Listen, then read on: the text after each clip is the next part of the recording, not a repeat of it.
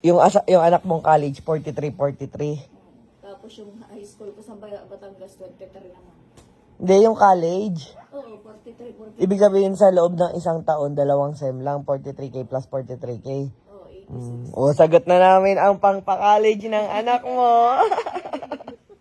O, sige, ako na magpapaaral dyan. Imbis na yung bunso mo, yung college na lang natin. Alagaan mo mabuti. Harap mo nga dito. Harap mo nga dito si Taling. Thank you po. Sagot ko na yung problema mo. Ay! Kinilig. Wala ka ng problema, ate. Ate, wala ka ng problema. Wala na. Ibahay na lang, pampaweld. Nilipad daw yung bobong awit. Sige, ako na bahala dun, ate. Yan yan. Thank you po. Eh, Wait, teka, okay. mukhang buntis pa to, oh. May laman pa yun dyan.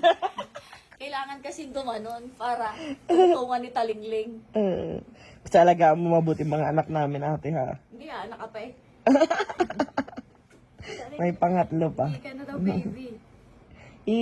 Talingling. Cute ni Talingling. Ang ganda na niya, no? O, tiyan mo, oo. Baka malaglag, oh. Hindi, tama. Pag hindi ka nakaganyon, wala siya tutong-tungan.